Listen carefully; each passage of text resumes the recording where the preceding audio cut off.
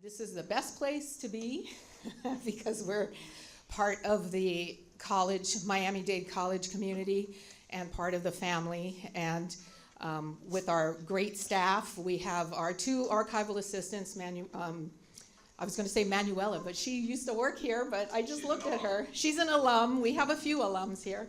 But Natalka and Robert are here, and David Frassetto is our digitization director. And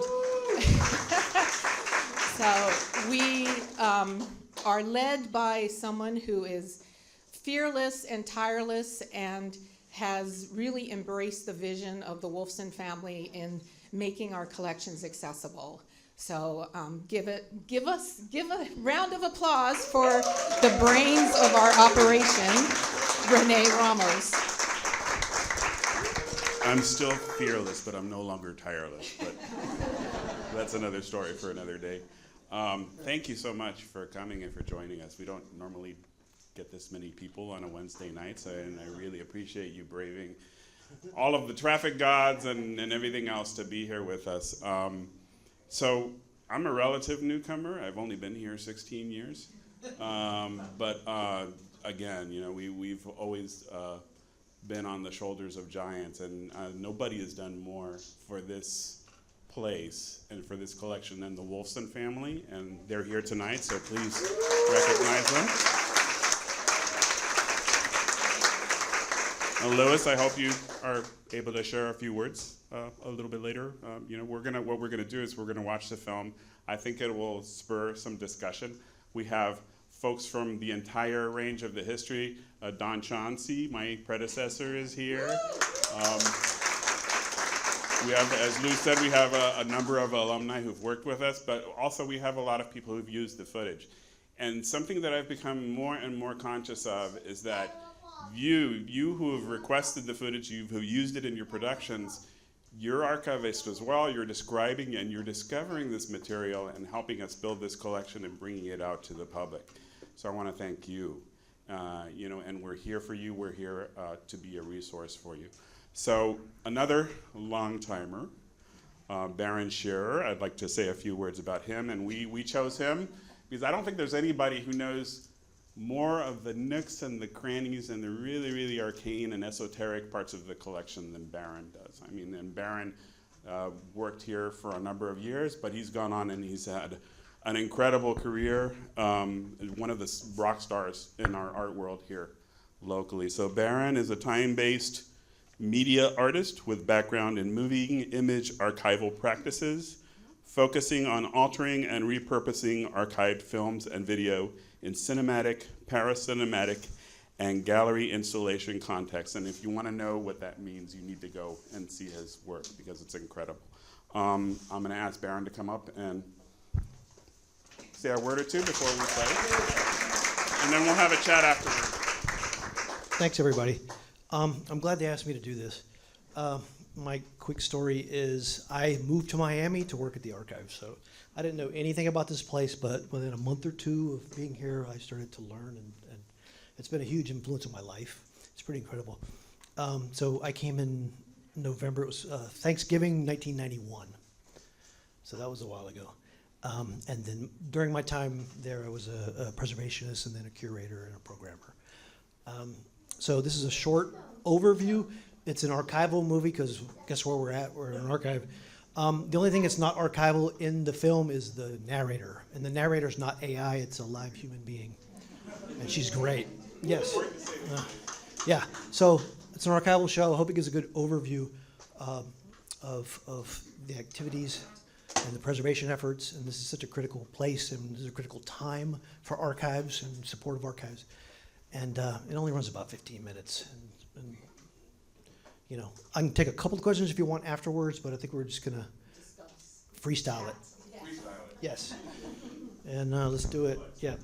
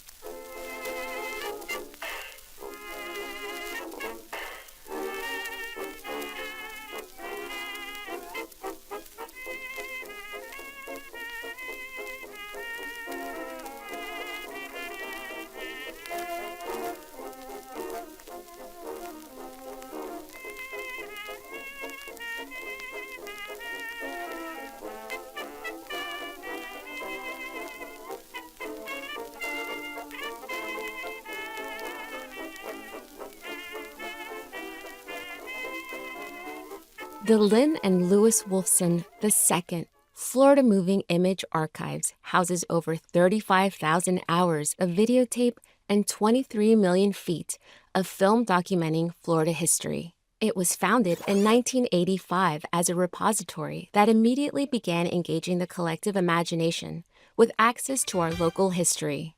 The archive began taking shape in the mid-'80s with a donation of 35 years of news, film, and videotape from WTVJ. Financial support came from the Wolfson family, original owners of WTVJ, which was the first TV station in our state and for years the only station in South Florida. The donation was the brainchild of Ralph Rennick.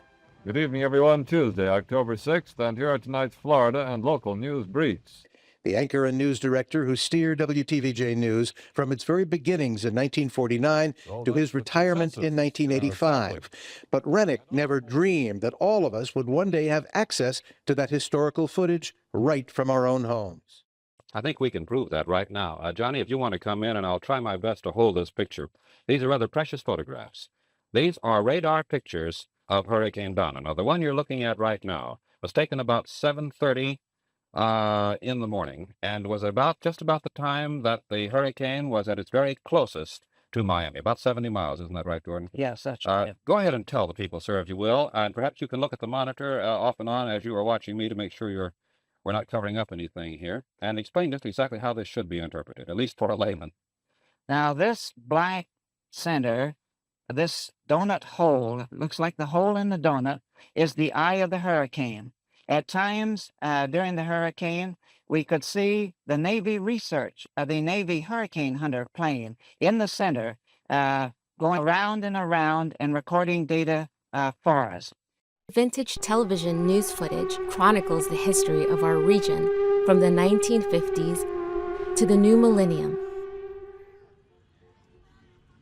Well, you might have history hiding in your attic, and some local historians want to help you unlock it. The Goodyear blimp on Watson Island, then looking down on 1930s South Florida. President Harry Truman at the wheel drives himself to the dedication of Everglades National Park as young Congressman Dante Purcell looks on. The Fontainebleau Hotel as a construction project. And Overtown at Easter, before interstate highways came through and punctured the prosperity of the 50s. Film and South Florida's cities were developed about the same time. To have the actual events as they unfolded 20, 30, 40 years ago, even Carl Fisher digging the canals on Miami Beach. You know, if you can put a moving picture to it, it speaks more than 1,000 words, I think, in terms of being able to get something across on television. The archive serves as a vital resource for researchers, filmmakers, and enthusiasts. Collections of unique and primary source media materials are a recorded history we may experience in the present. If you ever think of archives, you are likely to think of dusty scholars poring over musty books. What if archives could move, could tell stories, could make you laugh, perhaps make you cry? These are the people, the sounds, the images which constitute our history, which made us what we are. Archives are not quaint artifacts. They are our legacy. The loss of knowledge, the loss of the lessons of history are invitations to anarchy, to tyranny. The Wolfson Media Center archives, film and videotape, are pure history, pure knowledge. Northeast Airlines, number 995, lady at the terminal, pull insert, take 2. I love the yellowbirds. You're a good boy, James. The more you look around sunny Miami, the more people you see who have discovered Northeast's Yellowbird jets. So if you want to come on down Yellowbird style, make Northeast your first choice to Florida. Call a travel agent or call Northeast. Catch a Yellowbird and come on down. Beginning in earnest in the early 1990s, the Lynn and Lewis Wolfson II Florida Moving Image Archives started collecting home movies of Florida in all film and videotape formats. Archivists determined that many original documents and home movies were lost during the 1980s mom-and-pop video transfer boom when families transferred their valuable artifacts to VHS analog tape. Watch enough of Wolfson's holdings and you'll realize that everyday and ordinary can be understood as dynamically historical. These unique historical records are as vital as the archive's original news materials. This particular archive is seen as one of the great visionary operations because it has insisted that amateur film and home movies, often considered marginalized cultural objects, are equal to the preservation efforts required for commercial Hollywood film, newsreels, and documentaries. And they've been a leader in all three of these areas that is the work of archives. One, in recovering this material. This is very difficult to find. Two, in preserving this material. Film deteriorates, and the archive here has garnered very high-profile grants for preservation. And third, by making this work part of our living cultural history. This is my famous Whopper Stopper here at Burger King. It lets no puny burgers through, but did you know one thing? Should you ever wonder if a Whopper is a Whopper, your own two eyes will work for you, just like my Whopper Stopper. No ordinary burger is big enough to be the one and only Whopper, as you can plainly see. And you won't find all the good things that make my Whopper #1, like tomatoes, lettuce, onions, pickles, and much more on a king-size toasted bun. And ordinary burgers taste greasy. That's 'cause they're fried. My broiled Whoppers taste much better, and they feel real good inside. So boys and girls, don't settle for less than a Burger King Whopper. By far the best. Look for the sign of the king on a bun where the prices are low and the eating is fun. Burger King #1, home of the Whopper, a real nice place to eat. Now, why are the images here so significant? First of all, it's the uniqueness of Miami. Miami is at the intersection between Latin America and North America and the Caribbean. It is an international city, an international port. It's also one of the largest and fastest growing metropolitan areas, and has been really since the teens. So right there, you have a rich culture to draw on that is unique in the world.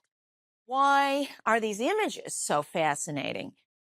You have a city that has experienced unprecedented development, and you also have a city that has experienced, because it's at this sort of nexus between Latin America, the Caribbean, and the North, has experienced mass diasporas of people emigrating here from Latin America, from Cuba, snowbirds coming down from the North. Some of the images of the early Cuban emigres in the 50s and 60s were amazing to me, to think that there's a 50-year tradition of people speaking Spanish here. So what you have here is a mixing of cultures. And of course, we can't forget the indigenous Native American culture here. You have a place with a rich culture. And rich cultures are going to propel rich imaging. So what have I seen in these images? Extraordinary images. You can see the history of the landscape and how it changed through development. Images of the African-American neighborhood, which is here, reminds us that Miami is just not this sort of white Mecca where you work on your tan. Other images that I found amazing, and of the segregated beaches. The Wolfson has images of the African-American segregated beach, and I was just amazed to see images like that. So when we put it all together, what do we see? We see, I think, a counter history of Miami to the history that is the kind of more fantasized history. Your old home movies are in big demand. In fact, they're needed to help document South Florida's history, and it's all taking on special meaning during Black History Month. Ed Odell explains. In the 1950s, this was simply a home movie of a family frolicking on Virginia Key Beach. In those days, it was the only beach open to African Americans. Roughly 5 decades later, the restored film is a valuable moving exhibit of South Florida history. I saw this article in the paper about the Wolfson, so I gave him a call. In addition to his family at play in front of their Richmond Heights home, Hayes had color film of then-President Dwight D. Eisenhower arriving at Miami International Airport. The 8mm film was rotting in a box. Now it has been restored and labeled the Hayes Collection. There are numerous home movies of tourist destinations like Native American villages and Miami Beach, but segregation closed those venues to African Americans. The Hayes collection is important because even celebrities had to go to Virginia Key Beach, where Booker T. Hayes worked as a lifeguard. Oh, all of them. Sammy Davis, Billie Holiday, Diana Washington. The old Virginia Key, the only beach I could go to as a child, is now closed. The parking lots, the carousel, and picnic areas abandoned. Now the Hayes collection could be a vital part of a restoration effort. Since its founding, the Lynn and Lewis Wolfson II Florida Moving Image Archives has organized many public events, seminars, and screenings, showcasing various collections and highlighting their historical and cultural significance. Major activities have included an awards program and a film and video festival, which have evolved over the years. Like many archives with space limitations, the institution has had to rely on off-site storage facilities to house materials early in its existence. A few decades after the first items were sent off-site and several years after the Miami-Dade College facility opened, over 2,000 boxes on 57 pallets have returned to Wolfson Archives. These boxes contain an assortment of film and video materials, news scripts, documents, and a few artifacts. With thousands of hours of videotapes and many different obsolete formats, Miami-Dade College Wolfson Archives has digitized these videos over the last several years to make them accessible and usable. You can't reverse damage, but all you can do is really slow it down, and that's really where we're at with our collection. And for that reason, all of the archive's film and tape is now being digitized, transferred from their deteriorating formats to giant, secure hard drives, all made possible by state-of-the-art electronic equipment. And essentially what it enables us to do is load something like 60 tapes into the system. And as you can hear now, there's an actual robotic arm that goes and grabs the tapes and pops them into the tape decks and does a transfer digitally of the material that's on the tape to these systems over here. These are actually just like souped up computers. Digitization of media collections is continuous, and donations of vintage videotapes are frequent. The archives repair, maintain, and replace playback and editing equipment. As the archives reaches its 40th year, the institution reaffirms its commitment to safeguarding Florida's moving image legacy for generations. Let's celebrate the Wolfson family, Miami-Dade College, donors, and archive workers past and present for preserving invaluable historical materials and helping keep Florida's past alive, relevant, and accessible.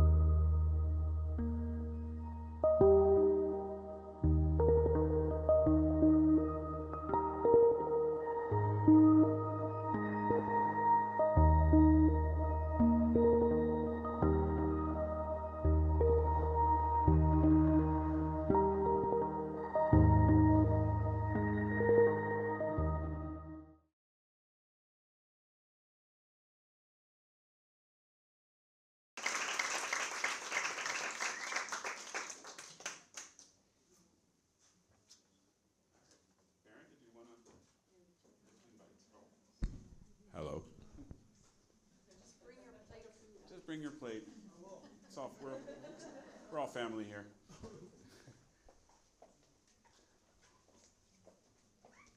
So first of all, does anybody have any questions or comments that you want to make? Let's get it rolling so he has a chance to eat something.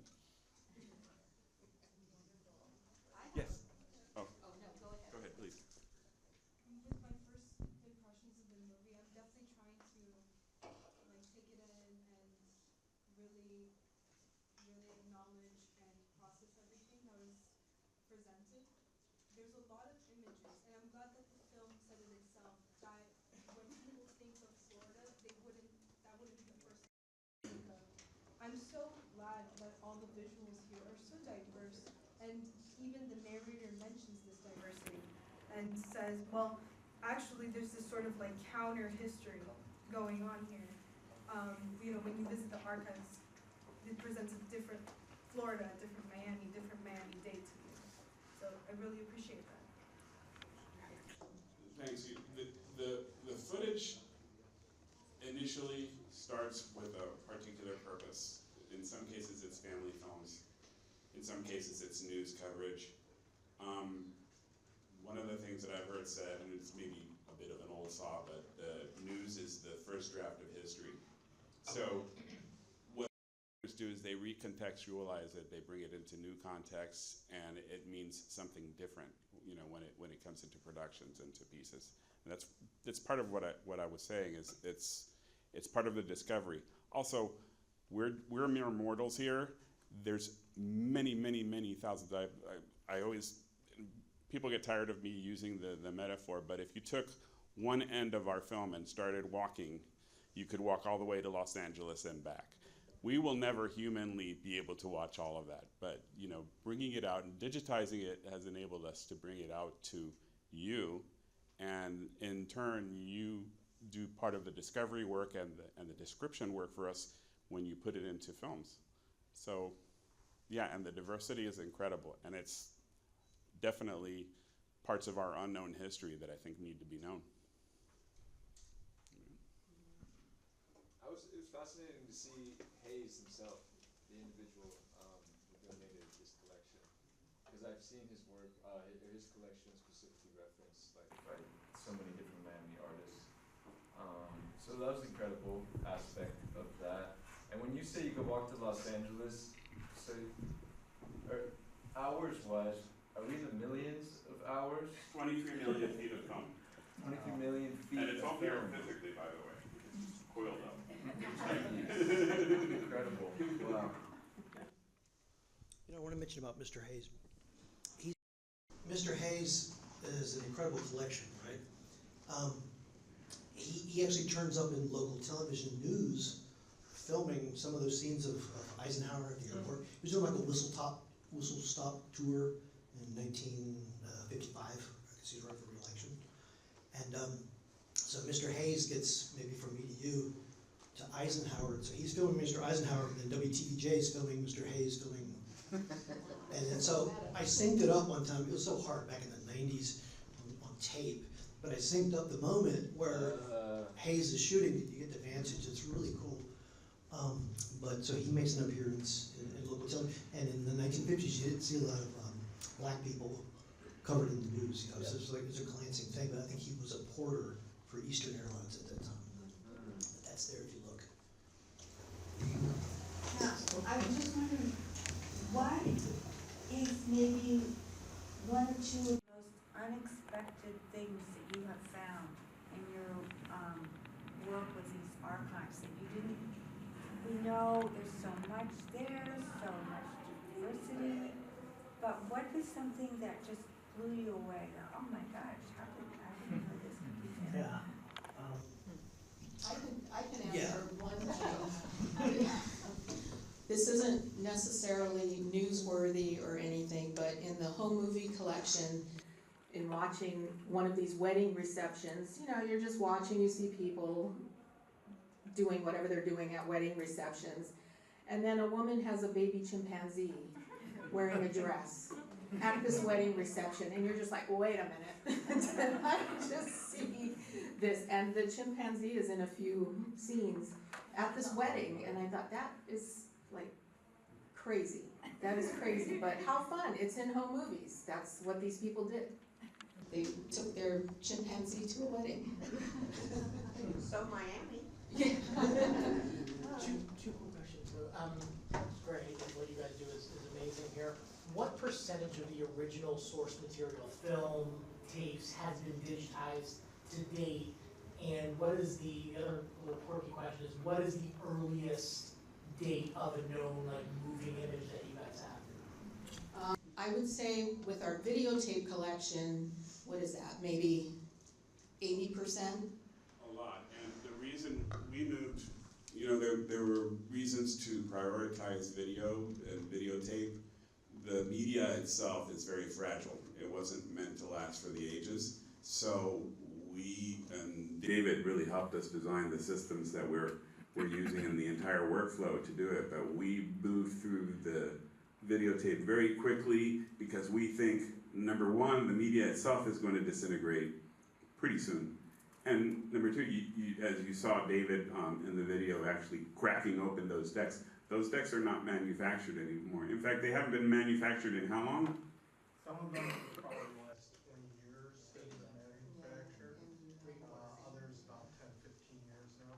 Yeah, so for a while we were the kings of eBay because we were buying those decks, you know, as soon as they would come up. And so with the film and with the conditions that we have in the film, we can take a little more time and we kind of do a more as requested with the film. And also, if you got a chance to see the workroom, the film is one person sitting at the transfer equipment at a time, working on one film at a time. Whereas with the videotape, we can load 60 into that machine.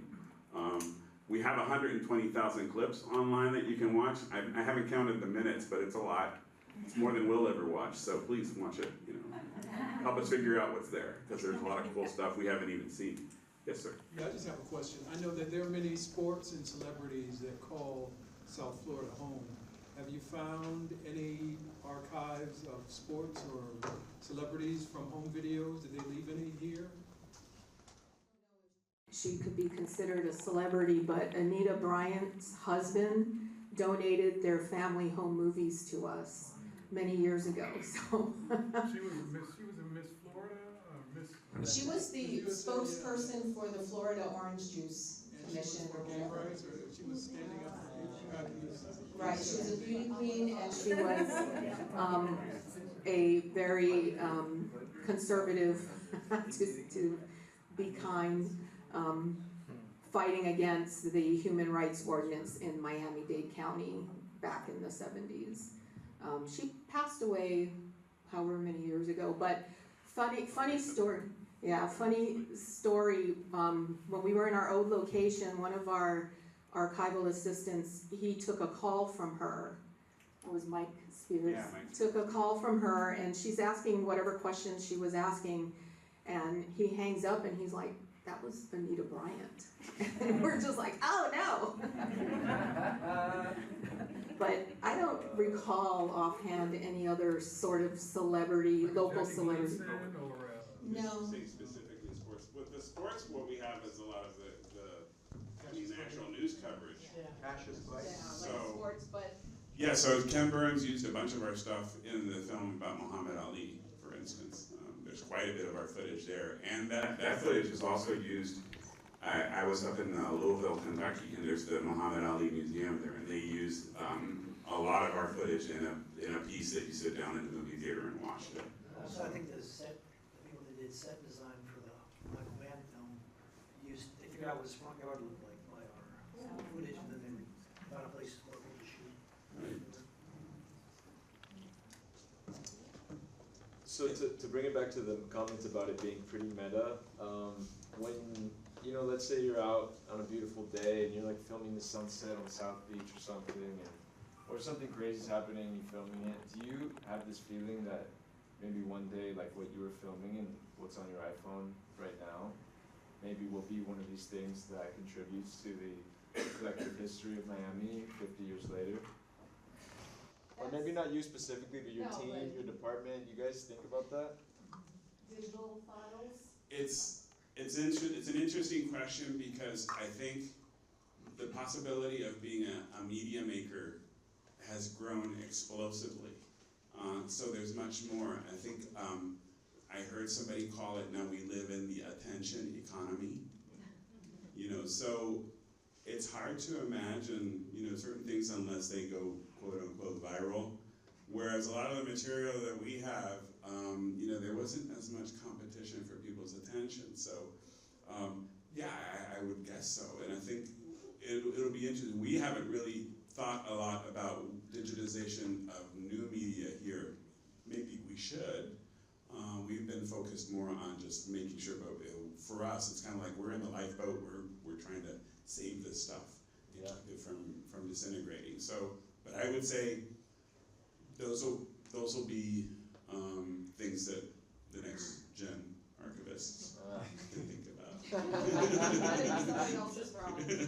Just to play off that question, your point, does the archive's mission change in any way in the decades to come? Because so much of what's being gathered now is already online. Everyone's digitizing it themselves. Is it more about just making sure that, pre, 1990s and before, that everything that can be found is found? I mean, does the mission change in the decades or future? I think the 20th century, it was such a singular time that it's okay for us to focus on that. In some ways, we're kind of like waking up from the dream of the 20th century these days. So we stay focused on that. I would welcome a redirection in our mission, but the path is not clear. Maybe you can help us figure it out. Sylvia. One of the nice byproducts in seeing this documentary is the follow-up to what happened with Virginia Key, that in fact it was restored, and that this footage, the old film footage, went into the restoration work they did when they were able to reopen the park. And that might also be valuable in helping to save other treasures around South Florida as well. For sure. Yes. To go with, I don't know your name, sir, but talking about, okay, well, new media be archived in the same way as physical media. Will we give it the historical importance that we do to this physical media? I thought of the viral account Only a Dade because I found that they have physical offices about this type of viral social media sensationalization, right, in an attention economy precisely.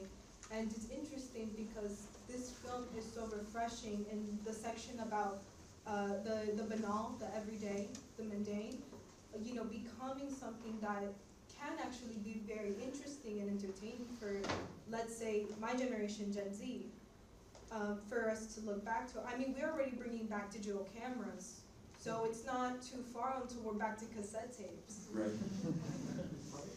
Yeah, in a way, the media never die, right? I mean, I think LPs are outselling CDs right now. Lewis, I listened to you when we were in the hallway talking about how your family got involved with all of this, and if you could just give us a few words about how the family, the role of the family and what it has meant to the collection. Cool. Will do. This is a dream come true. I don't need the mic. This is a dream come true for our family. My name's Louis Wolfson III, and I'm the third generation of Miamians. So Colonel Wolfson, Mitchell Wolfson, my grandfather, came to Miami in 1917 from Key West. And he started the first movie theater. And my dad started the first television station, WTVJ, Channel 4. And I started cable TV. And so from generation to generation to generation. Now we have the fourth generation. Lindsay Wolfson, my wife and Ellen, third generation, Chris Adamo, and Randy Wolfson Adamo, and now grandkids, 5 generations. And the reason I say that is because 42 years ago, Don remembers all of this. Ralph Rennick and Arva Moore Parks, the most famous historian of South Florida, and Ruth Sperling, who is Ralph Rennick's assistant at WTVJ Channel 4, and let's see, University of Miami was involved, the Dade County Public Library was involved. Merritt Steerheim. And what? Merritt Steerheim. Merritt Steerheim, the manager of Miami-Dade County. Yep. They all said, we have this library of WTVJ. When we sold in 1983, the whole company, let's keep the library. Let's preserve the library of footage and film, video, and expand it. And we were in the bowels of the library 3 blocks from here, pretty much the catacombs of the library. It was depressing. Like Lou said, it was depressing. Although every once in a while a bird would fly in, or animal creature visitors. And Don was so involved, and the footage was disappearing and falling apart in front of our eyes. And so this is such a dream come true for the family and for the future generations, and for, as you were speaking, for what was Miami? Where do we come from? Where's our history? How did it evolve? And really, the gentleman that said we need to bring in black sports and entertainment and celebrities, I mean, the sports that grew up in this town are amazing, and that should all be a part of this center. So we are still, if you know people that have family footage, that have footage of history, of bringing us together, this is the melting pot of the world, and certainly of America. And this teaches us who was here first, and how did it evolve, and how did we work together, and how did we build it, and where do we go from here, and what's our future. And we don't want to repeat the past, things that are bad. We want to learn from mistakes, and mistakes have always been made. So this really is a journey, a dream come true for the whole family. And our jobs from generation to generation, including the next generation, the monies were made back in the day. Our jobs are to preserve and to build upon and grow what they started. So here we are, 5 generations with the 6th on the way, and we plan on sticking around. We love Miami-Dade College. We love the center. We love Miami-Dade County. This is our fiber. It's in our hearts, our souls, our DNA. And so, and we encourage each and every, if you have the interest of being here tonight, you have an interest in what's going on here. And this is the best kept secret in Miami. And Don always used to say this, but it's getting known that it's one of the great collections pretty much in America. So come on, let's hit it together. Thank you so much. I did also want to recognize Barron Sherer. Barron is the director of art at the airport. And if you look around you, the wall that you have here, we've taken another set of images and created a mural that's going to be at Concourse E. Yes, Terminal E arrivals and your door 11. Yes. So if you're traveling and you're rushing to get your bags, your door 11, stop for a second and take a look, because there'll be the material there. We also will have a artifact case, and there's a video loop that's playing as well. So, and we're so grateful for the opportunity to become less secret. Any other questions? Well, Chris, please. How many things are not documented, like, on the internet that we don't know what they are yet? A lot. How many? Like, I'd say the majority. Really? Yeah. There's no descriptions? There's some description, but what? Is a date at least? Do you have dates? Sometimes we have dates. And what will happen is we have, for instance, we'll have videotapes that have what people scrawled on them because they were going to go on the news that night.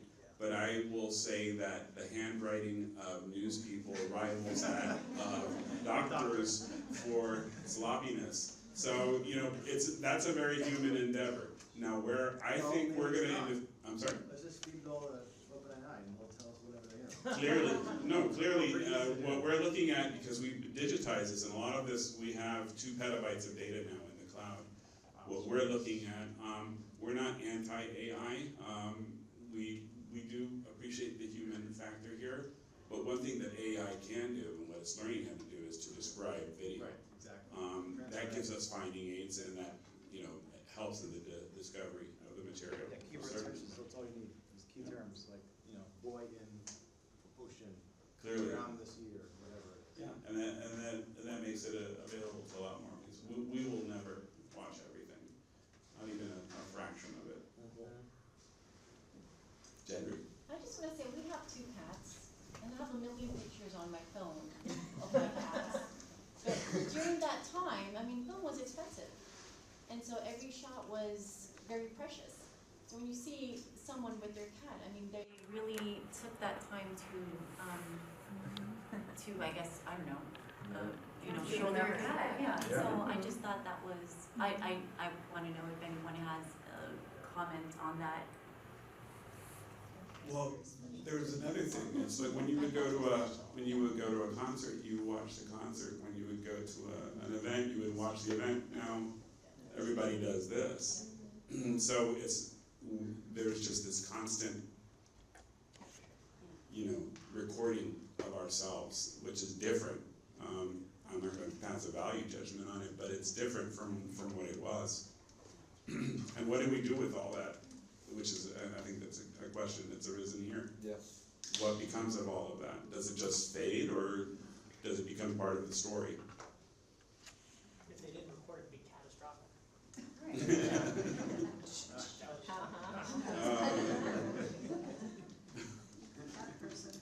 We have bad pun competitions here, by the way, so.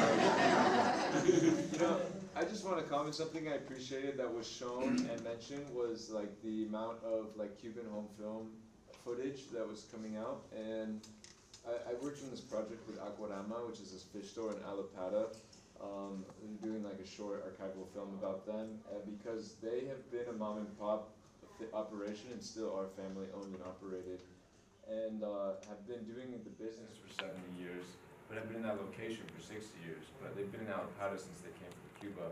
And something they all like talked a lot about was growing up in Alapata, everyone riding bikes. And you included some of this biking footage, and I feel like that's a Miami that I can only dream of. I can't even imagine everyone riding bikes around neighborhoods in Miami. That sounds like a... Well, the collection helps you peel back some of the layers, because I mean, look at what things look like now, and look at what's happening in Alapata now and in Little Haiti. But we can help you peel back the layers and get a sense of what's there.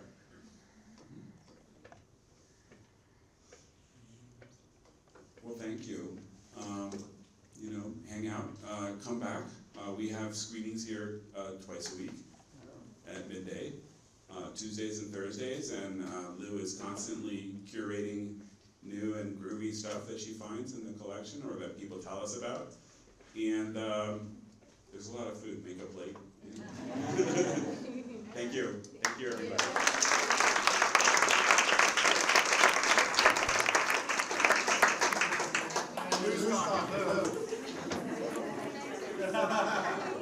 We have an anniversary cake, so please get a slice.